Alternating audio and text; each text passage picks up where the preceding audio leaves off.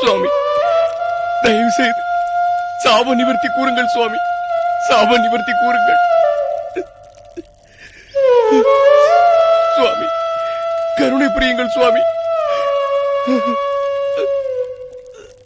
எழுந்திரு தேவதத்தா.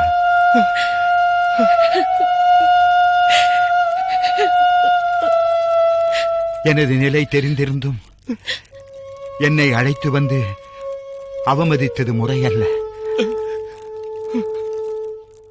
இருந்தாலும் நீ சொன்னது போல் வினை விதைத்தவன் நீயாக இருக்க அதன் விளைவை உனது பிள்ளை அனுபவிப்பது நியாயமல்ல. அதனால் அம்பிகையின் பக்தனாக விளங்கும் உனது பிள்ளை என்று தன்னை அறியாமல் அவளது பீஜாட்சரத்தை உச்சரிக்கிறானோ அன்றே அவள் அருளால் மகா பண்டிதனாக மாறுவான்.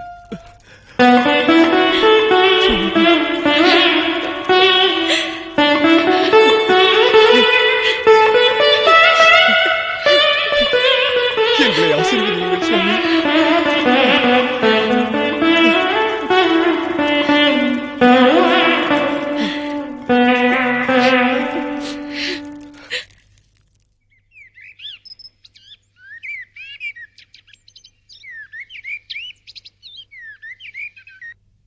ரோகிணி, ரோகிணி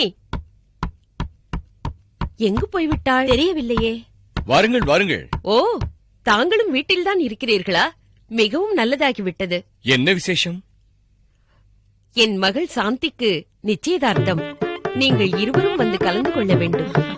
நிச்சயமாக வருகிறோம். மாப்பிள்ளைக்கு எந்த ஊர்? நம் கோசல் நாட்டின் தலைநகரில் படைத்தளபதியாக இருக்கிறார். இந்த சம்பந்தம் இவர்களுக்கு கிடைத்தது இவர்கள் செய்த பாக்கியம். சாந்தி நல்ல கல்வி ஞானம் உள்ள பெண். அதனால்தான் அவளுக்கு ஏற்ற மாப்பிள்ளையை தந்திருக்கிறாள் அந்த பராசக்தி. அப்படி சொல்லுங்கள். உங்களை போன்ற பெரியவர்களின் ஆசிதான் இப்படி அமைந்தது.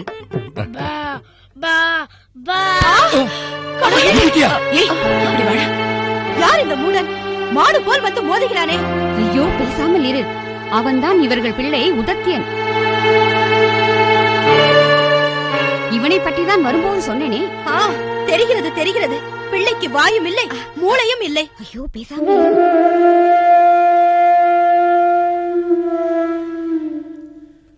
எங்காவது பிராணிகளை கட்டி வைப்பது போல் ஒரு ஓரத்தில் கட்டி வைக்க வேண்டியதுதானே.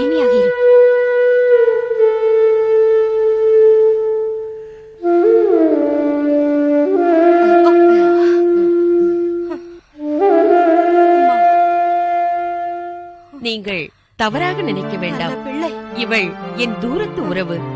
வெளியூரில் இருந்து வந்திருக்கிறாள். சற்று வாய் துடுக்கு. அப்படியெல்லாம் ஒன்றுமில்லை. எங்கள் பிள்ளை செய்த காரியம் எவரையும் ஆத்திரப்பட வைக்கக்கூடியது தானே. நீங்கள் எல்லோரும் சென்று வாருங்கள். நாங்கள் அவசியம் நிச்சயதார்த்தத்திற்கு வருகிறோம். மிக்க மகிழ்ச்சி. நாங்கள் வருகிறோம். நல்லது. வருகிறோம். வாருங்கள்.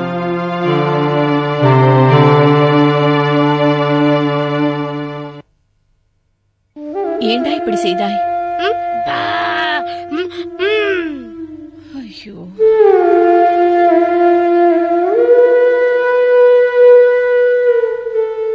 இறைவா, ஊமையாக இருந்தாலும் புத்திசாலியாக இருந்தால் பிறர் சொல்வதை புரிந்து கொண்டு அதன்படி நடப்பான். மூடனாக இருந்தாலும் வாய் பேச தெரிந்தால் ஏதாவது பேசி சமாளிப்பான். இவன் இரண்டும் கெட்டானாக போய்விட்டானே. நான் என்ன செய்வது? இவன் எப்போது அறிவு தெளிந்து அம்பிகையின் பீஜாட்சரத்தை உச்சரிப்பானோ தெரியவில்லையே. உனக்கு இன்னும் அந்த நம்பிக்கை இருக்கிறதா? கோபில முனிவர் ஏதோ நம்மை சமாதானப்படுத்துவதற்காக அப்படி சொல்லிவிட்டார். சொன்னாலும் புரியாது, சுயமாகவும் தெரியாது என்ற நிலையில் இருக்கும் பிள்ளையிடம் என்ன சொல்லி என்ன பயன்? நீங்களே இப்படி வெறுத்து பேசலாமா?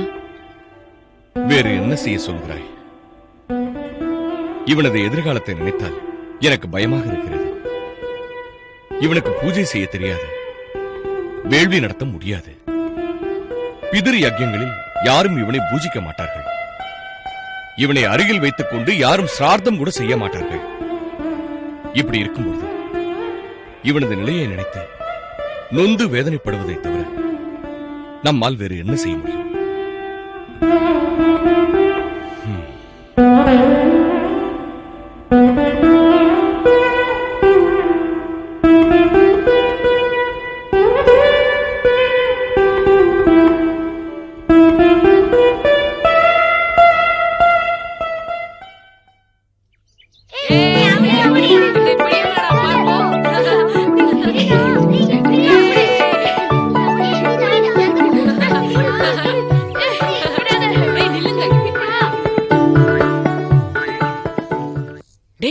அங்கே பார், உதத்தியன் வருகிறான். அவன் வந்தால் என்ன, அவனை நம் விளையாட்டிற்கு சேர்த்துக் கொள்ள முடியாது. ஏனென்றால் அவனுக்கு ஒன்றுமே தெரியாது. ஏண்டா அவன் முட்டாள், எதுவுமே தெரியாது என்கிறீர்களே, அது உண்மைதானா? அதில் என்ன சந்தேகம்? வேண்டுமென்றால் அவனை சோதித்து பார்க்கலாமா? எப்படி? அவனை மரத்தின் மீது ஏற்றி விடுவோம். நுனிக்கரையில் உட்கார வைத்து அடிக்கிளையை வெட்டச் சொல்வோம். அதை அவன் வெட்டிவிட்டால் அவன் முட்டாள், வெட்டாவிட்டால் அவன் புத்திசாலி. இருங்கள், இங்கேயே இருங்கள், நான் போய் அவனை அழைத்து வருகிறேன். உதத்தியா, என்னோடு வா, எங்களோடு சேர்ந்து விளையாடலாம். வா. நீ அந்த மரத்தின் மீது ஏறி கிளையை வெட்டுகிறாயா? வா.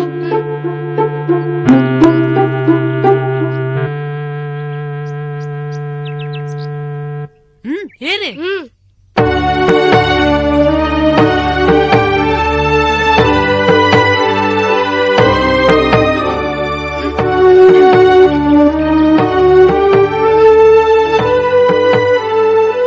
இந்தா, இதால் நுனிக்கிளையை வெட்டு. வாங்கிக்கொள்.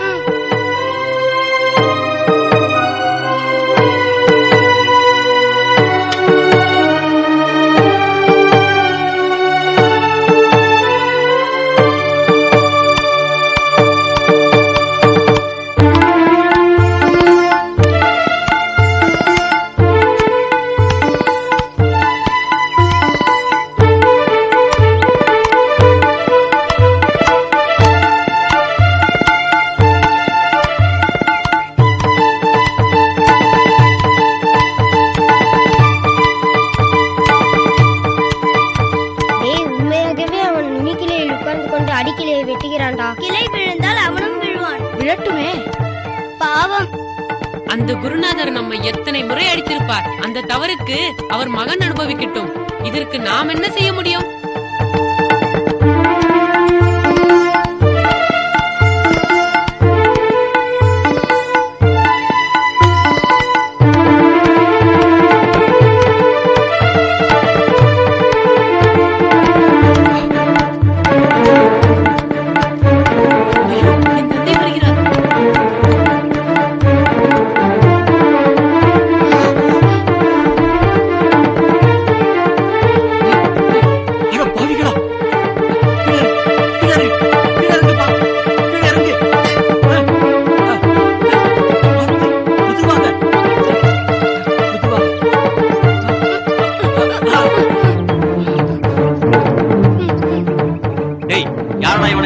விட்டது சொல்லுங்களடா.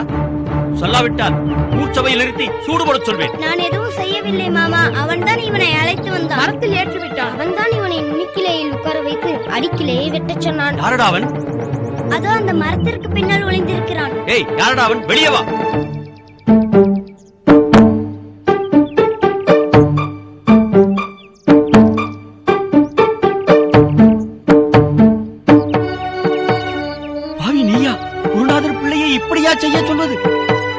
சிறு வயதிலே அடித்ததற்காக உன் அம்மா குருநாதரிடம் சண்டைக்கு போனாள். அதன் விளைவுதான் இதா? ஏண்டா, எல்லோருமாக சேர்ந்து இவனை சாகடிக்க நினைத்தீர்களே, இவன் முட்டாளா இல்லை நீங்களெல்லாம் முட்டாள்களா? எங்களை மன்னித்து விடுங்கள் மாமா. எழுந்திருங்கடா. எங்களை மன்னித்து விடுங்கள் மாமா. சரியான நேரத்தில் வந்து அவனை காப்பாற்றி விட்டீர்கள். இனிமேல் இப்படிப்பட்ட தவறை நாங்கள் செய்யவே மாட்டோம். ஓடுகிறாயா? ஓடு. எவ்வளவு தூரம் ஓட போகிறாய்? சாயங்காலம் வீட்டுக்கு வரதானே போகிறாய்? அப்பொழுது பார்த்துக் கொள்கிறேன். வாப்பா, வா.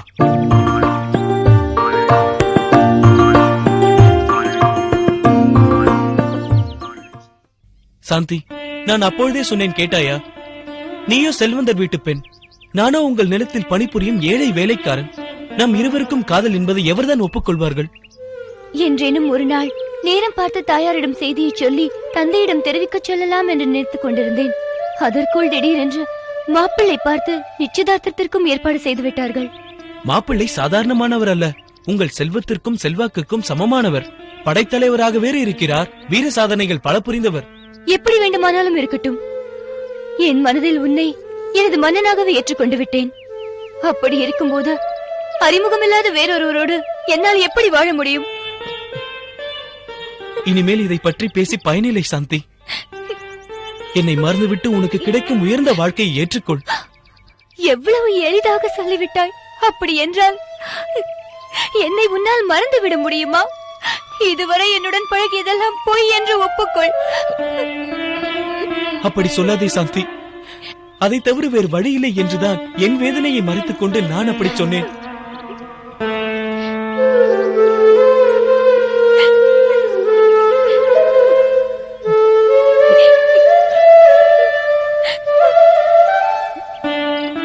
அழாதே.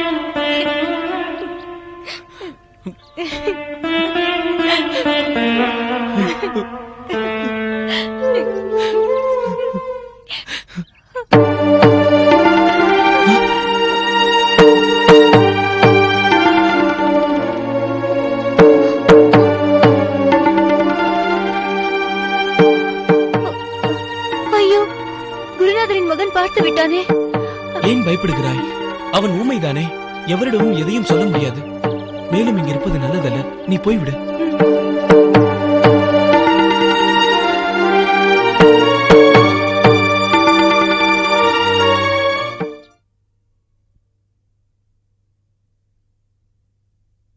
என்ன இது? என்ன சற்று நேரத்திற்கு முன்னால் கூட சொன்னேனே. என்ன சொன்னாய்? சரிதான், மங்களத்தின் மகள் சாந்திக்கு இன்று நிச்சயதார்த்தம். நம்மளை வந்து அழைத்து விட்டு சென்றார்கள் அல்லவா? மறந்து விட்டீர்களா? ஆமா, நான் மறந்தே விட்டேன். அடடா, நான் ஒரு நண்பரை நமது வீட்டிற்கு வர சொல்லியிருக்கிறேன் ரோகிணி. அவர் வரும் நேரத்தில் நான் இங்கு இருந்தாக வேண்டுமே. நீ ஒரு காரியம் செய். நீ முதலில் சென்று கலந்து கொள். நான் வரும் நண்பரிடம் பேசி அவரை அனுப்பிவிட்டு பிறகு வந்து கலந்து கொள்கிறேன். சீக்கிரம் வந்து விடுங்கள். அவர் வரவில்லையா என்று எல்லோரும் என்னை கேட்பார்கள். எனக்கு தெரியாதா? எவ்வளவு விரைவாக வர முடியுமோ அவ்வளவு விரைவாக வந்து விடுகிறேன்.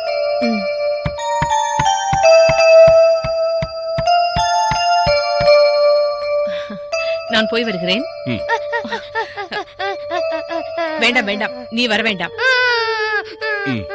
என்ன ரோகிணி இது? அவனையும் அழைத்துக் கொண்டு செல்ல வேண்டியதுதானே?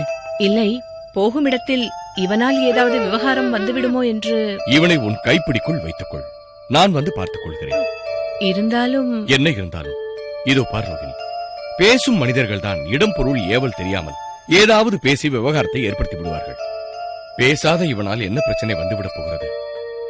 இவனை உன் பக்கத்திலேயே வைத்துக்கொள், அது போதும். சரி, நீங்கள் சீக்கிரம் வந்து விடுங்கள். சரி, வா. நேரம் ஓடிக்கொண்டே இருக்கிறது. இன்னும் பெண்ணை எங்கே காணோம்? அதற்கு கொஞ்சம் நேரமாக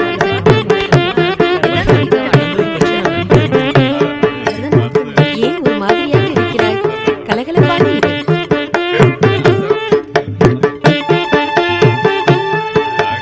மிகவும் நன்றாக இருக்கிறது. கண்பட்டுவிடப் போகிறது. மாப்பிள்ளை வீட்டாரும் பெண் வீட்டாரும் பேச வேண்டியதையெல்லாம் பேசிவிட்டாயிற்றா? எல்லாம் சுமூகமாக பேசியாகிவிட்டது. இரு பக்கமும் முழு திருப்தி ஏற்பட்ட பிறகுதான் இந்த நிச்சயதார்த்த ஏற்பாடே நடக்கிறது. அப்படி என்றால் தாம்பூலத்தை மாற்றிக்கொள்ளலாமே. பேசாமல் இரு.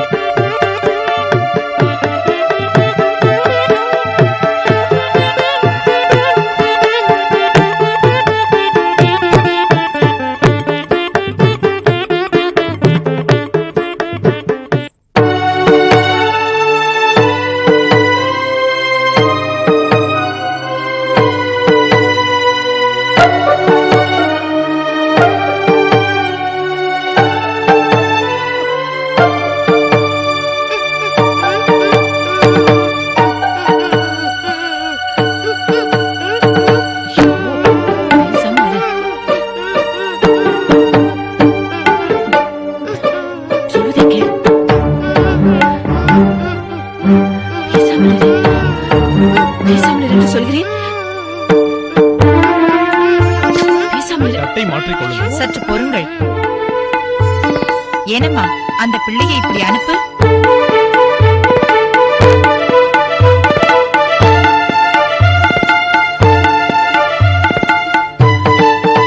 வேண்டாம் வேண்டாம், அந்த பிள்ளை ஊமை. அவன் இப்படித்தான் அவன் அம்மாவிடம் ஏதாவது சைகை காட்டிக்கொண்டே இருப்பான். சற்று இங்கே வா. என்னவென்று கூறு. தைரியமாக சொல்.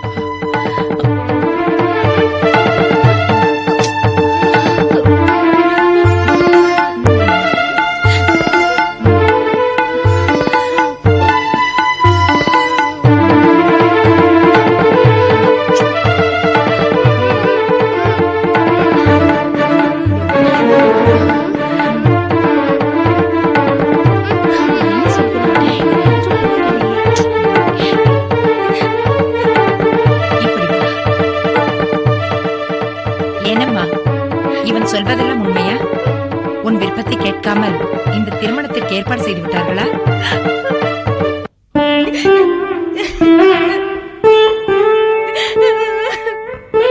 ஐயநாயகி, என்ன இது?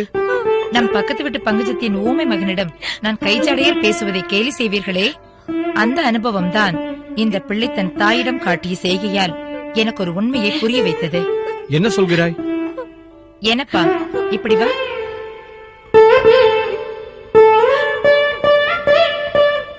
இதோ பாருங்கள், இந்த பிள்ளை யாரோ நமக்கு தெரியாது. ஆனால் இவர்கள் இருவரும் ஒருவரை ஒருவர் விரும்பி இருக்கிறார்கள்.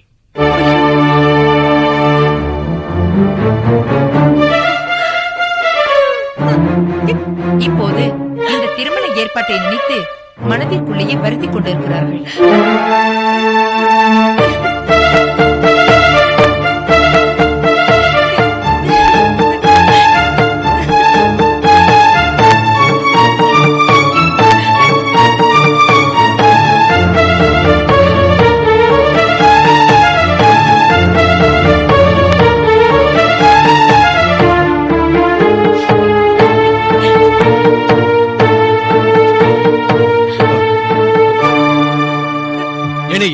இதையெல்லாம் சரியாக தெரிந்து கொண்டு ஏற்பாடுகளை செய்திருக்க கூடாதா? உங்கள் பெண்ணின் வாழ்வையும் கெடுத்து எங்கள் பிள்ளையின் வாழ்வையும் கெடுக்க பார்த்தீரே, இது நியாயமா? வாருங்கள் போகலாம். இருங்கள் இருங்கள். இவள் சற்று சிறுபிள்ளைத்தனமாக நடந்து கொண்டு விட்டாள். இவன் எங்கள் வீட்டு வேலைக்காரன், அதனால் சற்று பிரியமாக பேசியிருப்பாள். அவ்வளவுதான். நான் பிறகு விவரமாக கூறுகிறேன். இப்போது நாம் நிச்சயதார்த்தத்தை நடத்துவோம். நிறுத்துங்கள். வேறு ஒருவன் விரும்பிய பெண்ணை நான் எப்படி ஏற்றுக்கொள்ள முடியும்? அவன் வேலைக்காரனாக இருந்தால் என்ன? தங்கள் மகளே விரும்பும் அளவிற்கு அவன் குணமுள்ளவனாகத்தானே இருந்திருக்கின்றான்.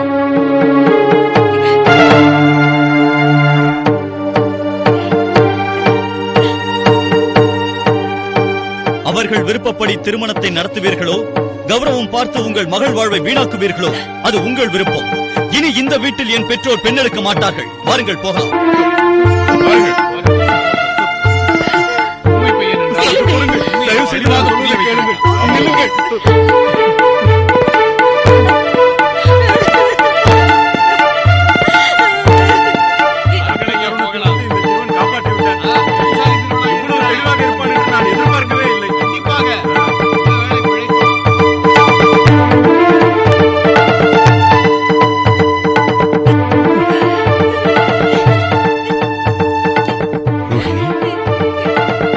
பாருங்கள் குருநாதரே, பாடம் கற்றுக் கொடுத்த ஆசிரியர் என்று தங்கள் குடும்பத்தை அழைத்ததற்கு எங்களுக்கு சரியான பாடம் கற்றுத் தந்து விட்டீர்கள். ஊமையான உங்கள் பிள்ளை இனி நாங்கள் ஊரார் முன்னால் வாய் பேசவே முடியாதபடி செய்து விட்டார். இனி எங்கள் குடும்பம் தலை நிமிர்ந்து நிற்க முடியாதபடி நிச்சயதார்த்தத்தை நிறுத்தி விட்டீர்களே. நீங்கள் மட்டும் ஏன் நிற்கிறீர்கள்? போய் வாருங்கள், போய் வாருங்கள். ரோஹிணி, என்னம்மா இதெல்லாம்? வீட்டிற்கு சென்று விளக்கமாக கூறுகிறேன். வாருங்கள் போகலாம். வாடா.